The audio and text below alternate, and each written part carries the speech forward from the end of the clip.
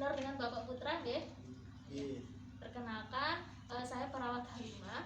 Jadi di sini nanti saya akan melakukan terapi pemberhentian merokok yang bertujuan untuk mengurangi konsumsi rokok yang Bapak konsumsi. Gitu. Untuk prosedurnya nanti saya akan memberikan leaflet ini dan akan menjelaskan mengenai materi-materi yang berkaitan tentang merokok. Begitu nih Pak. Untuk waktunya nanti kita akan membutuhkan waktu sekitar 10 sampai 15 menit. Begitu Bapak, seluruhnya apakah ada yang ditanyakan? Tidak ada. Oh, kalau tidak ada, bisa kita mulai ya Pak? Ya, sebelumnya saya mau tanya, usia awal Bapak untuk kenal rokok itu usia dari 14 tahun. 14 tahun. Untuk sekarang usianya Bapak berapa? 18. Oh, berarti sudah sekitar 4 tahunan ya Pak Bapak mengonsumsi rokok?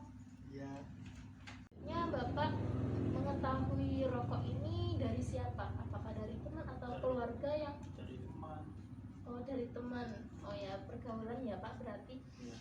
Untuk apa sih motivasi Bapak untuk mengonsumsi rokok? Sebenarnya saya tidak mempunyai motivasi untuk merokok, tapi kan pertama-tama saya itu mencoba-coba.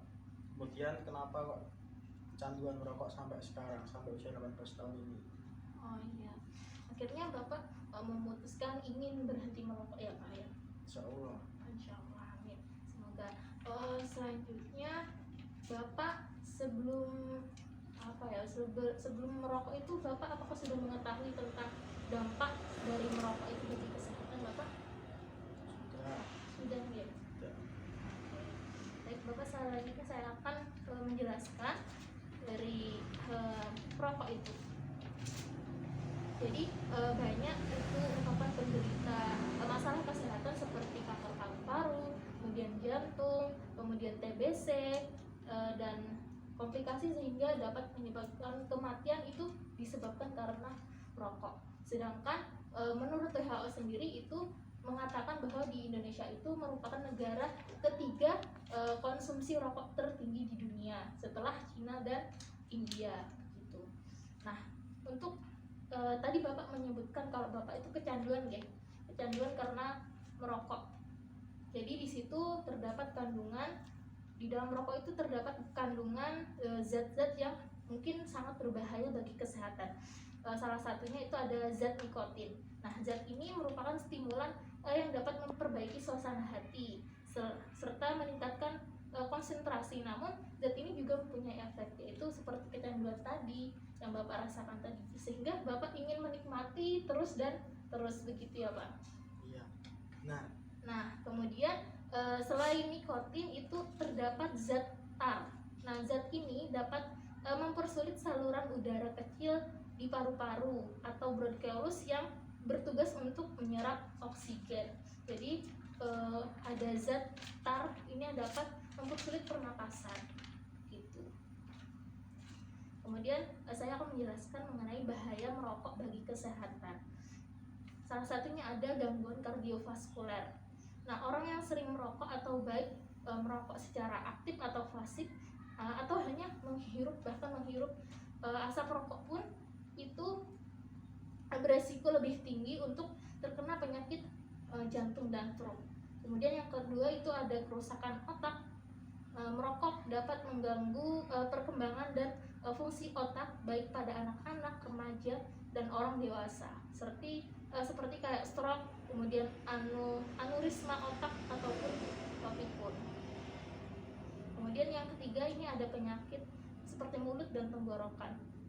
Pas merokok Bapak biasanya ada kayak bau mulut, kemudian bisa gigi itu jadi kuning begitu, dan penyakit gusi serta itu juga bisa menimbulkan masalah lain seperti kanker mulut, kemudian lidah, tenggorokan, dan bibir. Kemudian yang keempat itu ada penyakit paru-paru. Nah, yang tadi yang saya sebutkan ada zat tar. Nah, itu dapat menimbulkan penyakit paru-paru karena pernapasan itu akan menyempit sendiri. Kemudian yang kelima ada penyakit lambung atau GERD. Kemudian yang terakhir di sini akan menjelaskan cara berhenti untuk merokok. Nah, caranya Bapak bisa mengelola stres Bapak, karena seperti mendengarkan musik, kemudian Bapak bisa pijat atau yoga, kemudian hindari pemicu untuk merokok, seperti tadi Bapak menyebutkan kalau awalnya tuh kayak berkumpul teman-temannya yang merokok ya. Nah, kalau bisa Bapak usahakan untuk tidak berkumpul sama teman-temannya yang merokok ya Pak ya, untuk mengurangi konsumsi rokok. Kemudian jika kebiasaan setelah makan itu merokok, Bapak bisa menggantinya. Selain merokok itu bisa mengunyah permen karet Bapak. Ada yang ketiga itu libatkan keluarga dan teman dekat, karena dukungan orang lain itu dapat begitu berperan dalam membantu Bapak untuk berhenti merokok. Kemudian yang ketiga, membersihkan rumah. Nah, bersihkan rumah dari aroma-aroma rokok seperti spray, kemudian tirai seperti ini. Kemudian Bapak bisa menggunakan pengharum ruangan untuk menghilangkan asap rokok. Kemudian yang keempat ada olahraga, membantu mengurangi dan mengalihkan hasrat akan nikotin. Kemudian yang kelima ini memikirkan keuntungan tidak merokok itu apa aja. Mungkin keuntungannya Bapak banyak sekali. Salah satunya tubuh yang bisa sehat, Bapak yang lebih sehat, kemudian tidak keluar banyak uang, kemudian hilangnya bau mulut, kemudian kulit itu lebih cerah dan bersih. Kemudian selain itu Bapak juga bisa melakukan terapi seperti terapi hipnosis, kemudian akupuntur atau terapi kelompok. Selanjutnya Bapak terus berusaha untuk berhenti untuk merokok. Kalau gagal dicoba lagi, dan untuk berusaha untuk mengurangi konsumsi rokok. Begitu Bapak. Nah, alhamdulillah ini sudah saya jelaskan. Selanjutnya ini boleh Bapak bawa pulang ya. Ganti baca lagi. Bagaimana Bapak setelah saya melakukan terapi ini? Perasaannya?